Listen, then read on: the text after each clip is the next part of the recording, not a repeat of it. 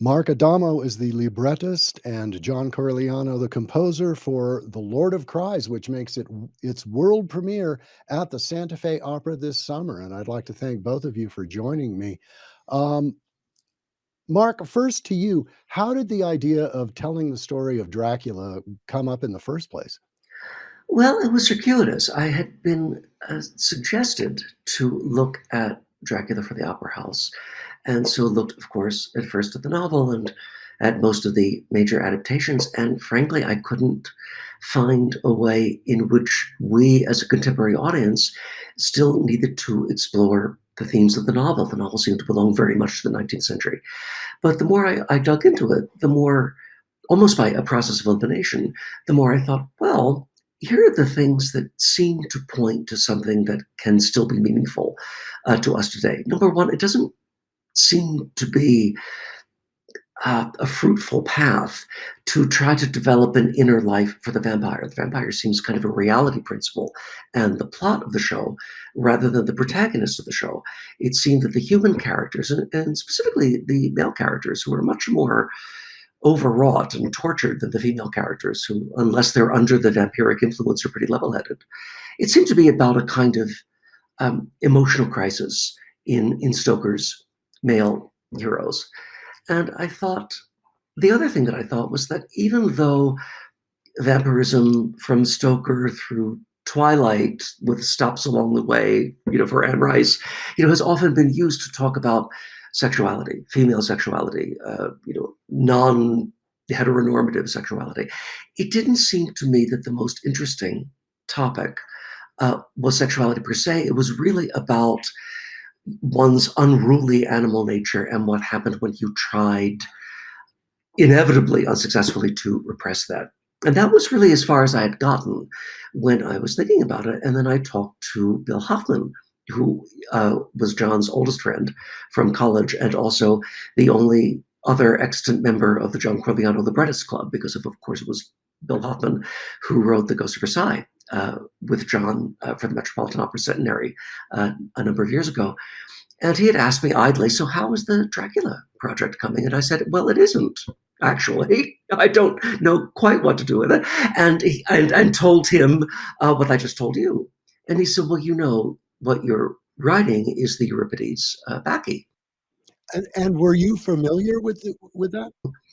I was not, and the reason that it might be a funny story, is that as a young adolescent, I had this huge Greek drama phrase. I read everything. I know more about the Acharnians or the libation barriers, all these rather obscure Greek plays, as well as Medea, the greatest hits.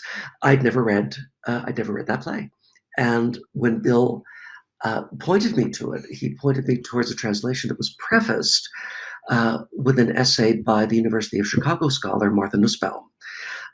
And that essay identified in 10 short, utterly succinct pages every problem I had had with the vampire as a contemporary protagonist, except that for the word vampire, she had used the word God. The topic of the essay was, here are the problems with gods in Greek literature, which was the principal one of which was that because gods are unlimited, they are not constrained by death or time or infirmity.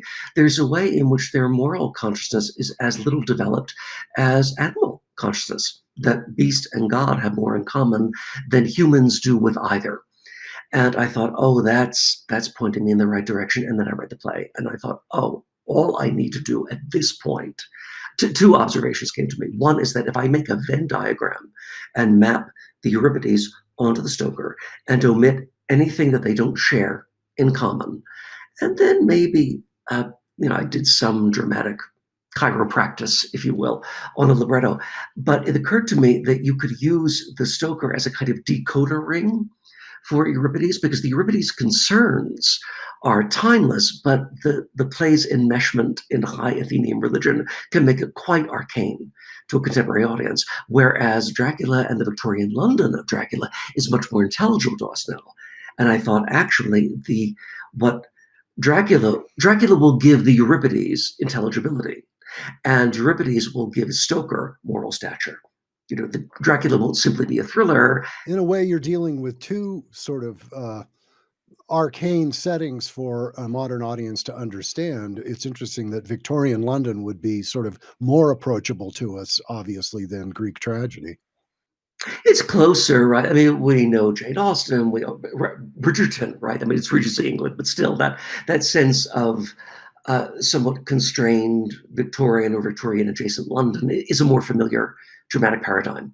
So once I discovered that, I thought, oh, this is how the play makes sense. But then the second thing I thought is this has got John's music all over it, because the sense of multiple narratives, the sense of a kind of prosaic, legible, social milieu being compromised and assailed and haunted by something that's much more surreal and both spiritual and bestial. I thought that's everything you've ever done for the last 30 years. So, John, Mark gives up the idea of composing, and over to you.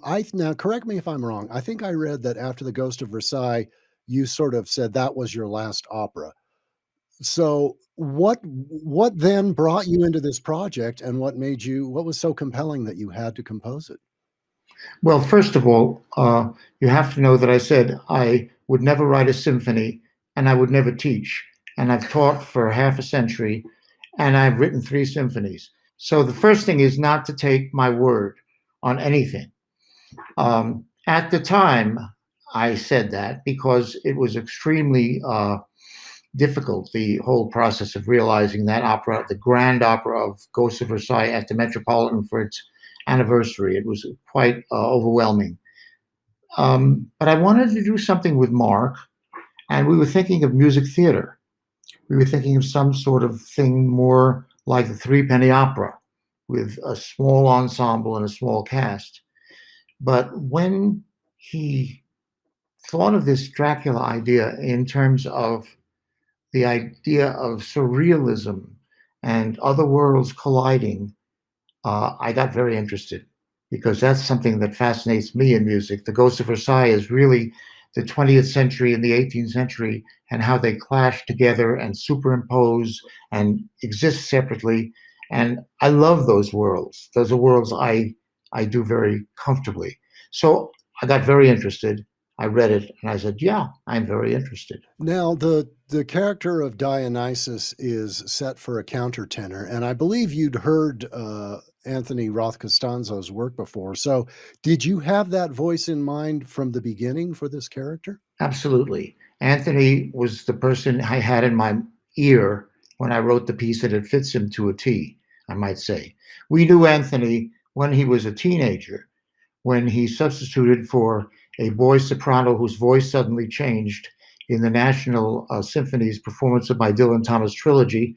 And we had no other boy sopranos. And suddenly Anthony came as a show business, major show business singer. And he came in and sang it, and we toned it down a little to be more like Dylan Thomas. And he was fabulous in it. And that was many years ago when he was a little kid. So I've known him ever since then. I've always admired him. I admire not only his singing, but his spirit and his presence on stage, which is totally commanding. And so that was what I thought of when I wrote the opera. And I spoke to Anthony about it, and he said there are some sections of this where it's basically just a line on paper, and he, in a way, improvises as the orchestra kind of vamps these arcs that he's creating at the time. Well, he's given the pictures. And what we do in what's called spatial notation is you write the pitch as a note head, and then we draw a line. And if it's a long line, that means a long hold. And if it's a short line, it means a short hold. So it was written out that way, but not specific durations. He was able to pick the durations, but not the pitches. And so, yes, part of it was improvised by him in the sense that he had to judge the amount of time when to change, but he always had the big cue coming up where he had to align with everybody. So in that period between when he started singing that passage and when he ended that passage, he had freedom of tempo. And the three assistants who become the three sisters are written in a very high register for most of it. Is that, uh, I guess, I mean, I'm assuming that it's because that particular pitch of voices fit well with him sort of lying with them, but is that right, or was there another effect you were also going for? Well, the only one that sings really high is the first soprano. The other two are normal, soprano and alto. She sings very high.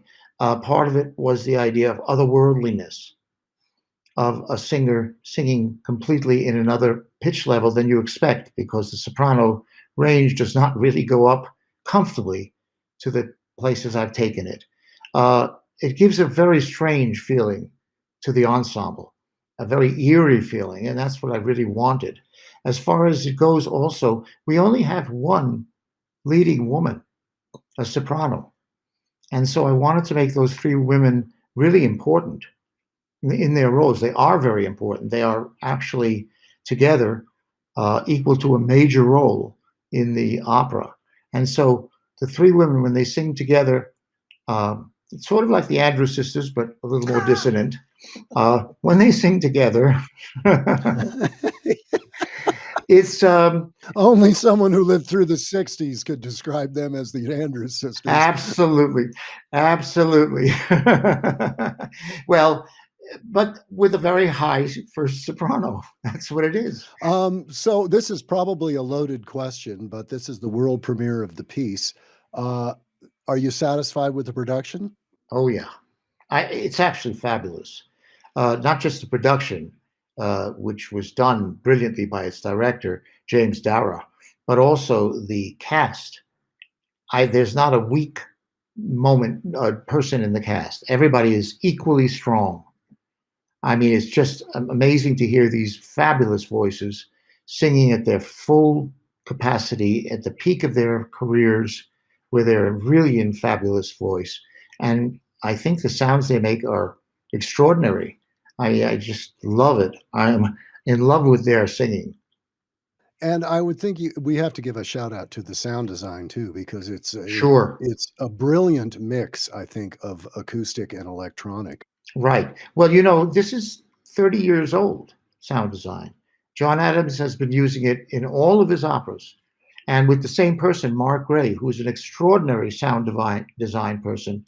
Yes, the singers are mic'd, but very little, just enough to really give them that edge that I want. And it was put in the score that way. I wrote the score and said, with sound design in the score. So it's not something I added. But when I began writing it, I said, this is the kind of piece, unlike The Ghost of Versailles, this piece needs sound design.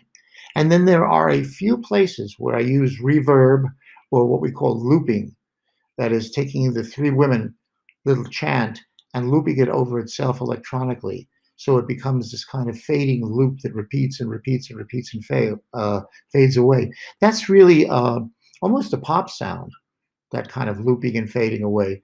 But it's a wonderful device for eeriness. And I use those a little bit. Mostly, the only person who gets amplified a lot is the person who has the speaking role, because speaking is a very different thing than singing. In singing, you really get a lot of power out of your voice. In speaking, unless you're shouting, and we don't want him to shout all the time, you really can't get any volume. So the correspondent who speaks, it's a total speaking role. Kevin sang it, and he was just amazing. Sang it, I said, spoke it really, with amplification, and that amplification had to be higher because it's a speaking role, and that just has to be. If you didn't have that, you wouldn't hear it. But it's not out of balance with the rest of the music. It seems to fit in the setting very well. That's what we call sound design. That's why, because without that, you would not be hearing him at all. It is a great, it's a great pleasure to hear the opera and to hear your work in Santa Fe for the first time. John Corigliano is the composer. Mark Adamo is the librettist for the Lord of Cries, making its world premiere at the Santa Fe Opera this summer. Tickets are available at the website santafeopera.org. And John Corigliano and Mark Adamo, thank you so much for joining me today. Thank you so much. Thank you. Been a pleasure.